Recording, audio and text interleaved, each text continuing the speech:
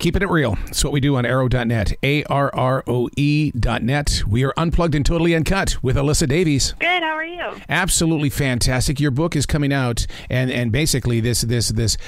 Wow, a net is coming out at the right time because, I mean, protecting your bottom line this close to what they're saying is going to be another recession. We need some education, and you're here, Alyssa. Yes, absolutely. This is a really difficult economy to navigate, and having backup plans and financial security is hugely important. What about those people that are just discovering financial security? Because I remember back in the 1980s when my financial advisor said, just sit back, don't be in the newspaper every day looking at the numbers. You'll be fine in the future. Thank God I listened to him. Yeah, that's definitely something that still rings true. I said at the beginning of the pandemic, don't touch your investments and don't touch your face. And that advice still rings true now, like 3 years later. So definitely once you have that footing and once you're investing in the stock market, it's good to just sit tight, even though it feels really overwhelming and can feel like you're taking a huge risk. Historically, you're going to be okay. One of the things that is really good about Financial First Aid is the fact that you have prepared scripts for the readers to activate in their own personal lives, because there are a lot of people that don't know what to say or how to say it. Yeah, I've had a lot of readers ask me specifically, how do I speak to a financial expert when I myself don't have that knowledge and don't have that background?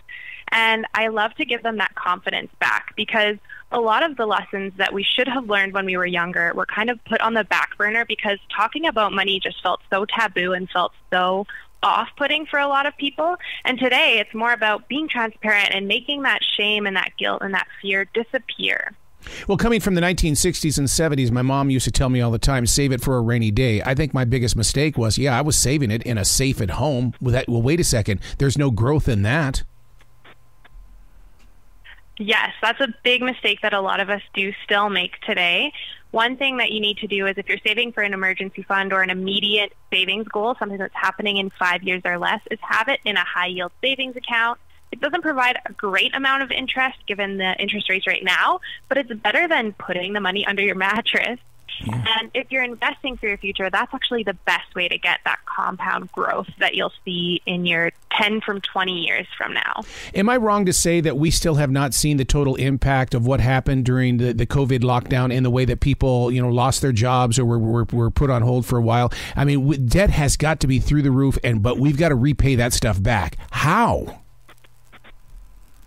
Yeah, it totally varies. Some people have gotten through the worst of what they'll experience financially, and some of us are just starting to see that impact, like you said. Some of us may have had that security or emergency fund that covered 3 to 6 months, but now here we are 2 years later, and it's figuring out how much money do I owe, what are the next steps to actually get ahead, and looking at your options as far as debt repayment goes. So do you need to tackle the debt with the highest interest rate? Mm-hmm. Do you think you can just put the minimum on each debt and slowly start to tackle that amount?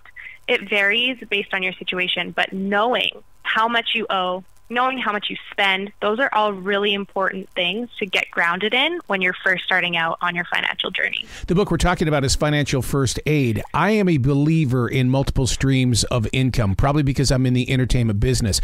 I call it living a life of windows. Wherever there's an open space, I go there. Not everybody believes in having multiple jobs. I love that. I love the windows of opportunity that you speak of. One thing that I've been reminding a lot of people of lately is that multiple streams of income doesn't have to mean multiple jobs. Streams of income can come in a variance of ways, and you actually probably are doing a lot better than you even realize.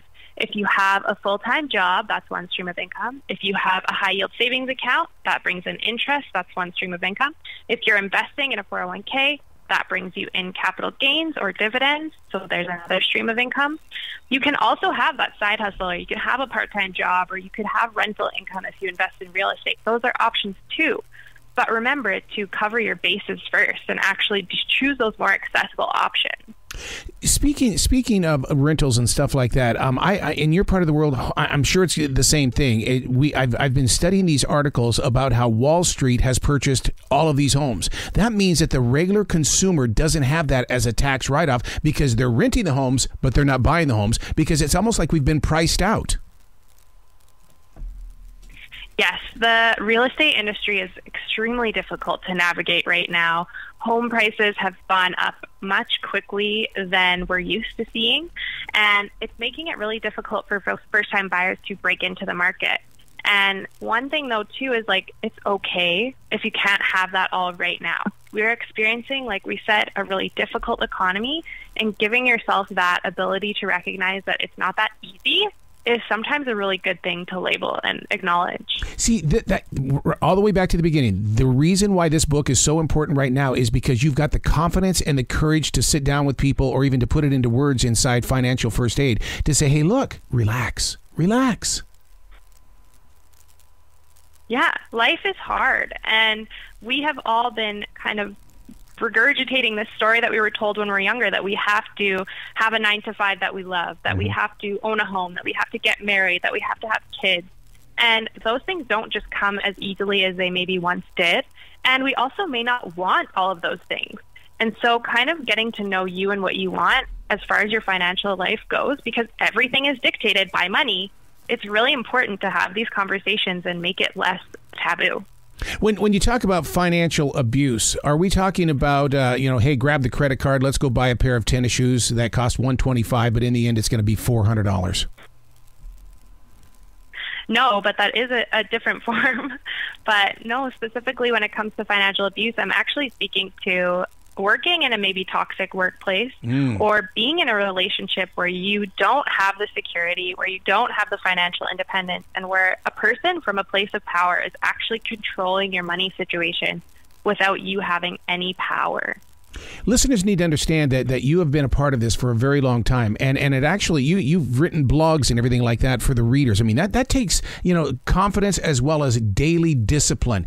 For you to be that blogger, I mean, what was that like for you, and how have you grown from it? I've grown a lot. When I first started my blog, I had $15,000 of consumer debt just from reckless spending and not understanding our financial systems and not understanding how to responsibly use credit. And since then, I've really learned what money makes me feel, how it dictates my emotional life, because money and our mental health is deeply connected. And I've also learned that it's okay to change your perceptions of something that come along with money, and learn to grow and learn to accept that we will all make mistakes. Would you say that life is a business? Like the music business, we get the music, but there's still a business side to it? That's a great quote. I don't know. I think that life is something that we have to learn to enjoy. Yes. And having money is a part of that ability to enjoy and to love and to experience the things that we love. So what is the most important tool outside of this book? I mean, Financial First Aid is a brilliant tool, but what is a tool that we could be using?